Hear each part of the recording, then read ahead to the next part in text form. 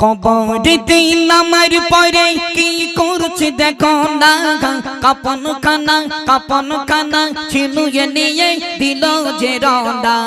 পিছন থেকে এক ব্যক্তি বলিতে লাগিল, বলে এত সুন্দর নারী পেলি যে না করলি না, বলে এত সুন্দর নারী পেলি যে না করলি না। মদিনার কি যুবক ছিল, সে যুবক বলে কাপন চুরি ছিল আমারই পেশা, কাপন আমি চুরি করে করতাম বেচা কেনা, কাপন আমি চুরি করে করতাম বেচা কেনা। ইবলিসের ধোকায় পড়ে করেছি যে না, ইবলিসের ধোকায় পড়ে করেছি যে না। ও গো আমার দয়ার নবী একটু বলো না।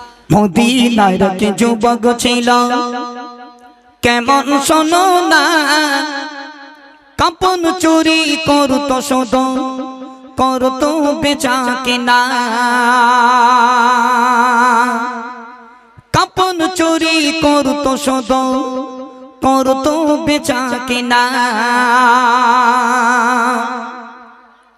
মদিনার কি যুবক ছিল, মদিনার কি যুবক ছিল কেমন শোনো না, কাপন চুরি করতো শুধু করতো বেচা কেনা, কাপন চুরি করতো শুধু করতো বেচা কেনা। মদিনার কি যুবক ছিল। মদিনার এক যুবতী মারা যে গেল, এই সংবাদ তখন কাপন চোরের কানেতে গেল, এই সংবাদ তখন কাপন চোরের কানেতে গেল। গভীর রাতে কাপন চোর যাই কবরে, বাঁশ মাটি সরিয়ে দিয়ে ঢুকলো কবরে, বাঁশ মাটি সরিয়ে দিয়ে ঢুকলো কবরে। মদিনার কি যুবক ছিল, সে যুবক কেমন শোনো না, কাপন চুরি করতো শুধু করতো বেচা কেনা, কাপন চুরি করতো শুধু করতো বেচা কেনা। কবরেতে নামার পরে কি করছে দেখো না, কাপন খানা ছিনুয়ে নিয়ে দিল যে রওনা, কাপন খানা ছিনুয়ে নিয়ে দিল যে রওনা। পিছন থেকে এক ব্যক্তি বলিতে লাগিল, বলে এত সুন্দর নারী পে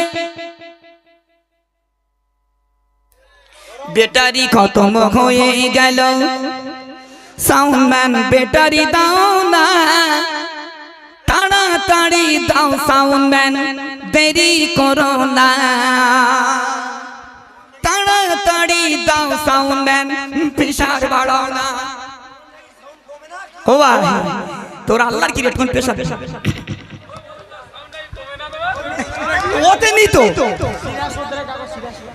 সিরাজ সর্দার, ও মোটু ভাই সিরাজ সর্দার, তোমার বাড়ির রান্না খাওয়া দাওয়া হেভি ভ্যারাইটিস খুব ভালো লেগেছে গো, শিগগির এসো। হ্যাঁ সিরাজ ভাই তাড়াতাড়ি এসো, চলো একটু মন দিয়ে শোনো।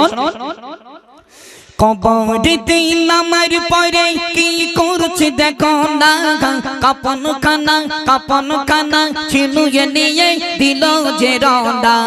পিছন থেকে এক ব্যক্তি বলিতে লাগিল, বলে এত সুন্দর নারী পেলি যে না করলি না, বলে এত সুন্দর নারী পেলি যে না করলি না। মদিনার কি যুবক ছিল, সে যুবক কেমন শোনো না, কাপন চুরি করতো শুধু করতো বেচা কেনা, কাপন চুরি করতো শুধু করতো বেচা কেনা।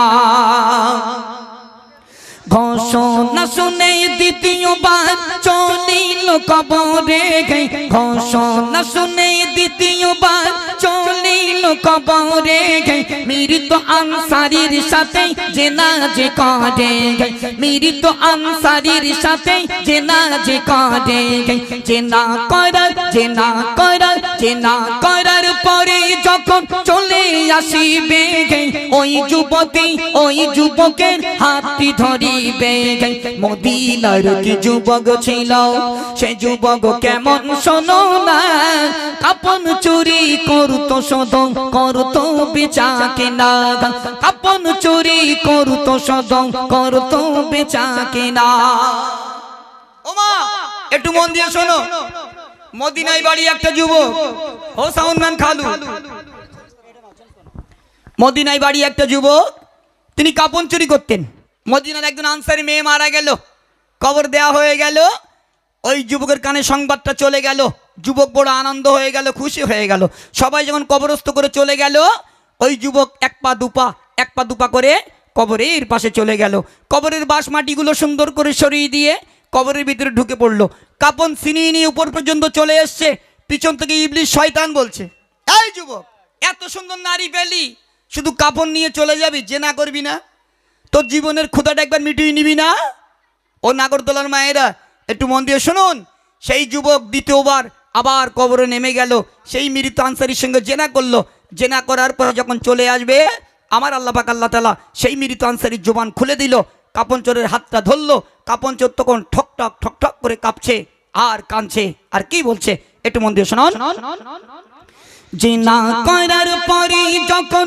চলে আসিবে ওই যুবতী ওই যুবকের হাতটি ধরিবে ওই যুবতী ওই যুবকের হাতটি ধরিবে মদিনার কি যুবক ছিল সে যুবক কেমন শোনো না কাপন চুরি করতো শোধ করতো বেচা কেনা কাপন চুরি করতো শোধ করতো বেচা কেনা মদিনার কি যুবক ছিল সে যুবক কেমন শোনো না কাপন চুরি করতো শোধ করতো বেচা কেনা ওই যুবক তখন কাঁদে আর বলে ইয়া রাসূলুল্লাহ ইয়া হাবিবাল্লাহ হুজুর বাড়ি আমার মদিনাতে আমি কাপন চুরি করতাম কেউ যখন মারা যেত এই মরণের সংবাদ আমার কানে যখন চলে যেত আমি বড় খুশি হয়ে যেতাম আমি বড় আনন্দিত পেতাম কিন্তু না না না না না সবাই যখন কবরস্থ করে চলে গেল আমি কাপন চোর গভীর রাতে এক পা দুপা করে কবরের পাশে চলে গেলাম ইয়া রাসূলুল্লাহ ইয়া হাবিবাল্লাহ হুজুর কবরের মাটিগুলো সুন্দর করে সরিয়ে দিলাম কবরের ভিতরে ঢুকলাম মৃত আনসারীর কাছ থেকে কাপনখানা ছিনিয়ে নিয়ে উপর পর্যন্ত চলে আসলাম পিছন থেকে একজন বলতে লাগলো ওরে যুবক যাবি না ও যুবক যাবি না দুনিয়ার জমিনে শুধু কাপন নিবি তোর যৌবনের ক্ষুধাটা একবার তুই মিটিয়ে নিতে পারলি না কাপন চোর একবার ডাইনে দেখে একবার বামে দেখে কেউ তো নাই ইবলিস শয়তান পিছন থেকে বলতে লাগলো দুনিয়ার জমিনে এত সুন্দর নারী পেলি তোর যৌবনের ক্ষুধাটা মিটিয়ে নে কাপন চোর ওই ইবলিস শয়তানের ধোঁকায় পড়ে গেল দ্বিতীয়বার কবরে নামলো মৃত আনসারীর সঙ্গে জেনা করলো জেনা করার পরে কাপন চোর যখন চলে যাবে আমার আল্লাহ পাক আল্লাহ তাআলা মৃত আনসারীর জবানটা খুলে দিল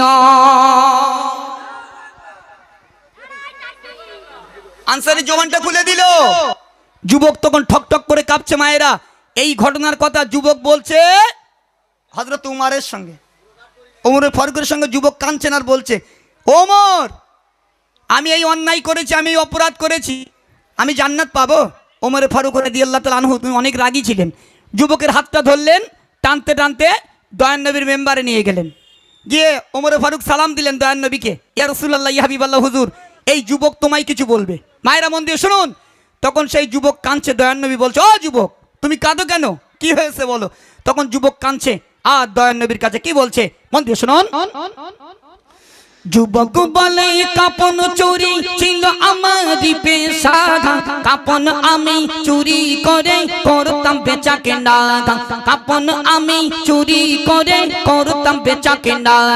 ইবলিসের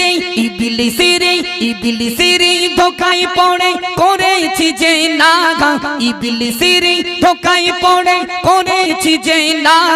ও গো আমার দয়ার নবী একটু বলো না, দয়ার নবী শুনে কথা অঝরে কাঁদে, যা চলে যা দরবার হতে আর আসিবি না রে, যা চলে যা দরবার হতে আর আসিবি না রে।